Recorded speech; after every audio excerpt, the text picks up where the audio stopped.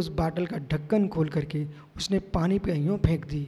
वो दूर से देखता रहता था कि ये पानी का भी स्वाद होगा कुछ। ऐसी है जीव ये सग्रंथ श्रावक जो है इन नृगंत योगियों को निहारते रहते हैं। अहो ये सिटी के लोग हैं, अहो ये सिटी के लोग हैं जो शुद्ध पानी पीते हैं, हम तो देहात के आदमी हैं जो मिट्टी वाला पानी पीते हैं।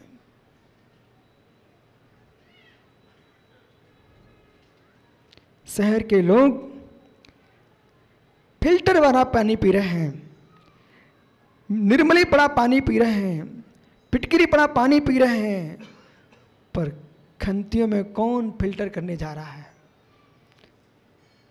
ऐसे जो राग देश से युक्त प्राणी है, परपंच से लिप्त प्राणी है, तुम्हारा पूरा उपयोग जो है वो खंती में मिट्टी के पानी के तुल्य है, अभूतार्थ है, अभूतार्थ है, असत्यार्थ है। इसलिए मत खुश होना मैंने कुछ किया है अच्छा। जो किया जाता है वो अच्छा होता कब है।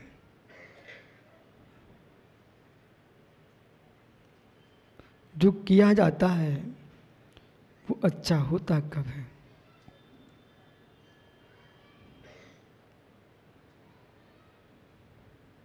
मिट्टी पानी में घुल सकती है, मिट्टी पानी में डाली जा सकती है।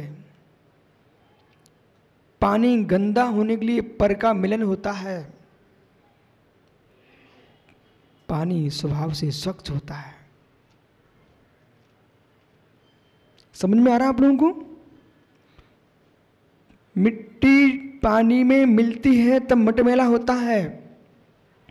स्वच्छ पानी होने के लिए उसमें क्या मिलाया जाता है? एक शब्द में उत्तर दो, फिर मैं आगे बढ़ता हूं।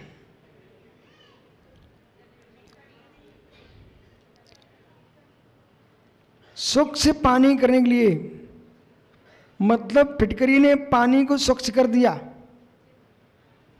दिमाग से लगा के बोलना माता हो।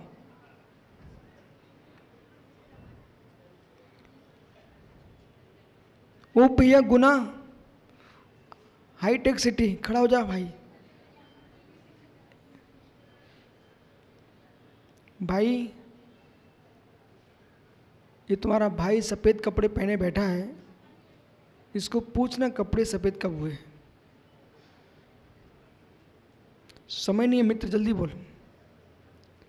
ये आपके वस्त्र जो हैं कभी मलिन हुए कि नहीं? मलिन हुए तो आपने इन वस्त्रों को साफ कब किया? वो दिन तो बोल बेटा।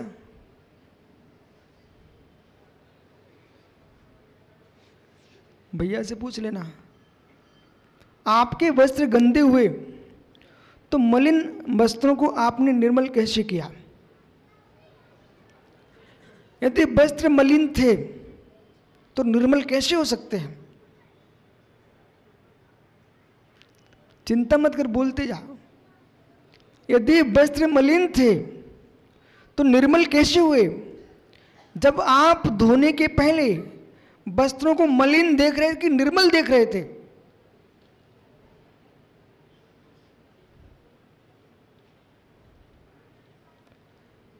भाई वस्त्र धोने के पूर्व आपने वस्त्रों को मलिन ही देख रहे हो तो धोने की क्या आवश्यकता?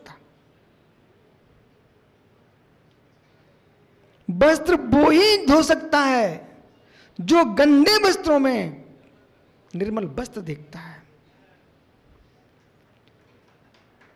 हे मित्र, उसे कभी मुनि नहीं बनना चाहिए है जो आत्मा को अशुद्ध देखता है। हे मित्र, उसे कभी मुनि नहीं बनना चाहिए जो आत्मा को अशुद्ध देखता है। और जब आत्मा को अशुद्ध देख ही रहा है उसे मुनि बनने की क्या आवश्यकता है? तो विकास छावड़ा जो शुद्धि देख रहा है उसे क्या आवश्यकता है?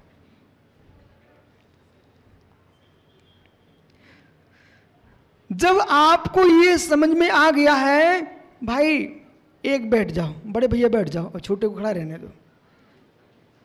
छोटे भैया आप ये बताइए, आपके जो वस्त्र हैं वो कोयले के समान काले हैं, कोयले के समान काले हैं तो कैसे हैं?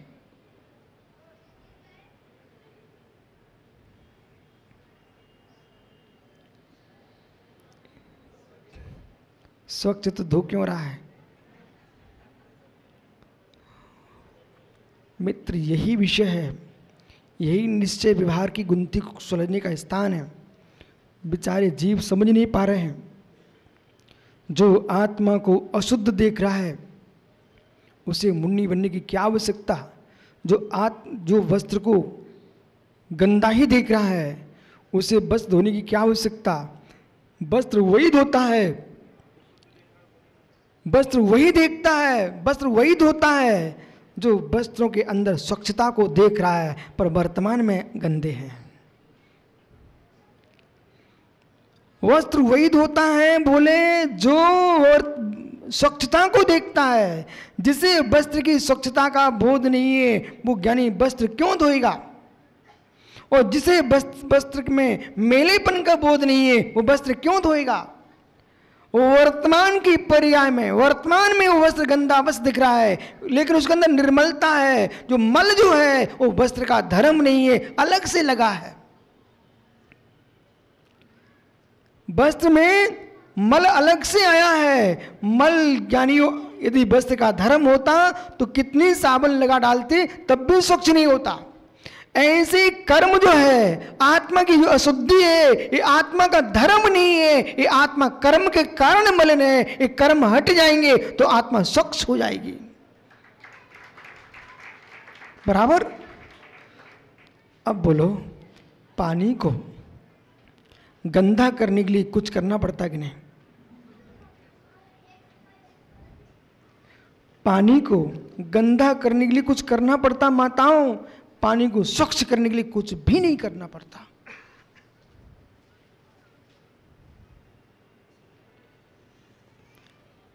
द्रव्यानुयोग है, विवेक से सुनना। पानी को गंदा करने के लिए मिट्टी घुलना आवश्यक है पर पानी को स्वच्छ करने के लिए कुछ भी नहीं मिलाना पड़ता है। जो मिला होता है उसे हटा दो, वो तो पहले से ही स्वच्छ है। ऐसे जो आत्मा है, अभिनंदन ज्ञानी बेटा सुनना, तेरी आत्मा जो है वो कर्म के कारण मलिन है, ऐसा व्यवहार से कहना। वो अशुद्ध उपादान की दृष्टि से कहना तो आत्मा मलिन होने की योग्यता है। अशुद्ध उपादान से कहना तो आत्मा में मलिन होने की योग्यता है, राग द्वेष करने की योग्यता है। यदि योग्यता नहीं मानोगे ना तो कर्म से कभी भी आत्मा मलिन हो ही नहीं सकती। बैठ जा भाई, अभिनंदन, खड़े रहो। आपसे एक प्रश्न है। मूल बद्री में स्फटिक मणि की जिन प्रतिमा है, कभी दर्शन किए बेटा? नहीं किए? मूल बद्री में मणिमय जिन प्रतिमा है स्फटिक मणि की, ठीक है ना? वहां पर एक मंदिर है त्रिलोक चूड़ामणि। त्रिलोक चूड़ामणि जिनालय है कहां पर? मूल बद्री जी में, और देश का इकलौता जिन मंदिर है। उस मंदिर में एक माँ है, वो दीपक लगाती है और पीछे से रखती है, और जैसा दीपक रखती है वैसे परमात्मा की मूर्ति के अंदर दीपक की लौ झलकते दिखती है। कभी देखा विकास? तो जो दीपक के कारण, ये बहुत गहरा विषय भी समझ में आता सबको, दीपक के कारण स्फटिक मणि प्रकाशमान हो रही है, उसमें लो दिखाई दे रही है कि स्फटिक मणि में तद्रूप शक्ति है। समझो बोला ये निश्चय विहार की व्याख्या को। दीपक में पीयूष, दीपक के कारण वो मणि दिख रही है कि वह मणि में तद्दन योग्यता है।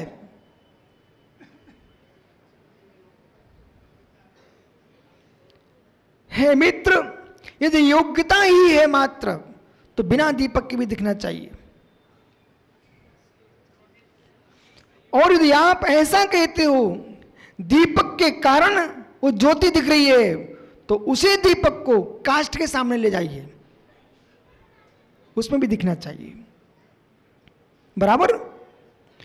दीपक निमित्त है, उसके बिना झलकन होती नहीं। पर यदि स्फटिक मणि में पारदर्शकता नाम का गुण ना होता तो दीपक कुछ नहीं कर सकता है। इसी प्रकार से आत्मा में अशुद्ध होने की योग्यता है, इसलिए कर्म से शुद्ध हो रही है।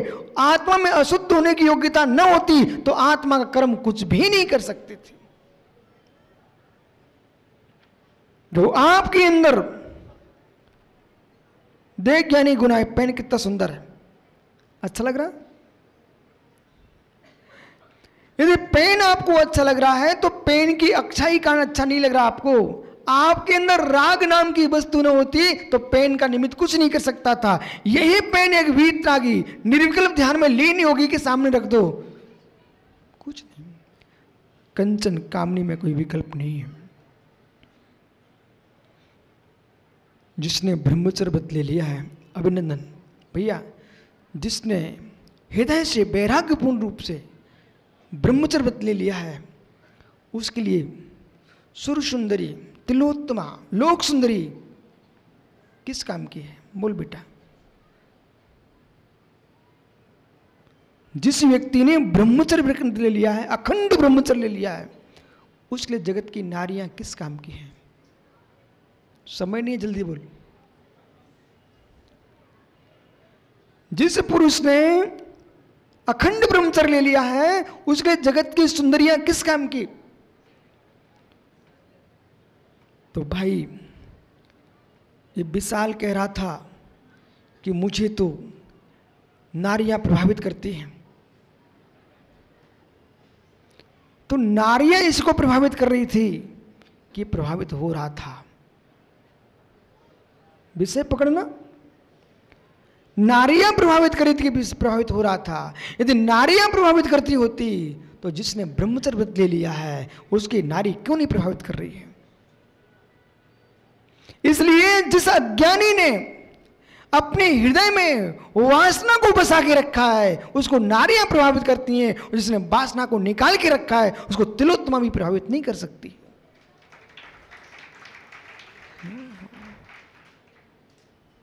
बेटा सही है ना? कोई प्रभावित नहीं कर सकता। और जिसके भीतर राग बैठा है, जिसके भीतर राग बैठा है, विक्रांत काला जी, जिसके अंदर राग की कालमा नीत है, उसको काली कलूटी, कानी भेड़ी वो भी प्रभावित कर लेती है। हो कुलहीन भी बराबर। इसलिए जगत में परद्रव्य प्रभावित करता नहीं, जगत में परद्रव्य प्रभावित करता नहीं, यानी परद्रव्य होते हुए बिना कोई प्रभावित होता नहीं, पर परद्रव्य प्रभावित करता नहीं। निज में प्रभावित होने की योग्यता होती है तो ये परद्रव्य प्रभावित करता है। यदि प्रभावित होना नियत हो जाएगा तो ब्रह्मांड में संयम नाम की वस्तु का अभाव हो जाएगा। अभिनंदन बराबर ना भैया? सुन, बैठ जा, अब कहीं जाने का नहीं, बहुत गहरा सुनना है। तो प्रभावित कौन कर रहा है?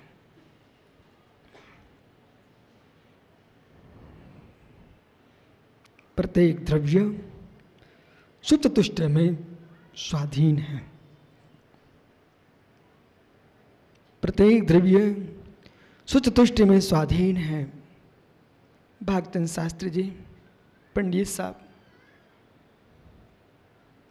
निमित्तों को दोष देते देते है ज्ञानी कलयुग में आ गया। निमित्तों को दोष देते देते कलयुग में आ गया, पंचम काल में आ गया। क्या छठवें काल का चेहरा देखने का सौभाग्य प्राप्त करना है? क्या छठवें काल का चेहरा देखने का सौभाग्य प्राप्त करना है मित्र? यदि छठवें काल का चेहरा नहीं देखना चाहते हो तो निमित्तों को दोष देना बंद कर दो, उपादान को संभालना प्रारंभ कर दो।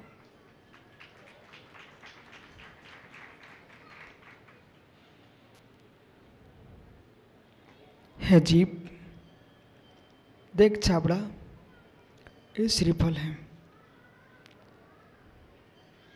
तेरी खाने की इच्छा हो रही है, वो खाने की इच्छा हो रही है तो जयपुर के रावका से कह रहा है, भैया ये महाराज जी के हाथ में श्रीफल था इसलिए खाने की इच्छा हो गई, ये महाराज जी के हाथ में श्रीफल नहीं होता तो मैं कभी नहीं खाता। बेटा श्रीफल मेरे हाथ में होने से, पर मैंने तो तेरे से काई नहीं खा लो, श्रीफल ने श्रीफल तुझे चढ़ाया ही नहीं कि मुझे खा लो। सुन ध्यान से, श्रीफल ने श्रीफल तुझे चढ़ाया ही नहीं कि मुझे खा लो, फिर भी तू खाना चाह रहा है, दोष निमित्तों को दे रहा है, यानी उपादान तेरा स्वयं का बिगड़ा है।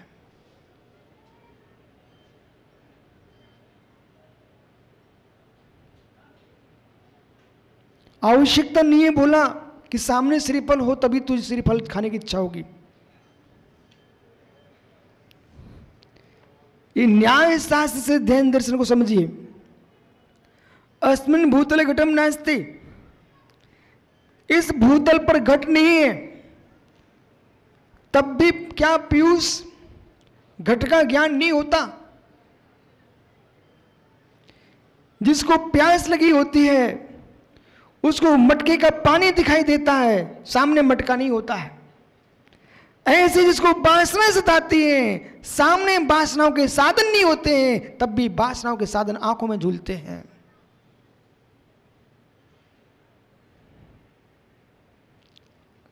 आज कोई भी ताली नहीं बजा रहा, ठहरो, ये रहस्य है। जैसे बाजे बजते हैं वैसा घोड़ा नाचता है। अप्रमित सागर कहेंगे डबरा, जैसे बाजे बजते हैं वैसा। मालूम, कल एक ढोलक वाला बुलाया राजू पहाड़े ने, और उसको ढोलक बजाने के लिए बिठाल दिया। परसों वो बिठाल दिया, एक ब्रह्मचारी को बुलाया, बोले भाई गाओ। अब वो ऐसे गा रहा कि ढोलक वाले की ढोलक ही नहीं बज रही। मालूम कहाँ गए वो देवास? मालूम, अरे भाई संगीत भी तब बजता है जब गीत तुम्हारा पवित्र हो। गीत में दम नहीं है तो संगीत नहीं बजता। समझ में आना? कुछ गीत में दम नहीं है तो संगीत नहीं बजता। जिसके उपादान में दम नहीं है निमित्त कुछ नहीं करता। देखा ताली बजी ना?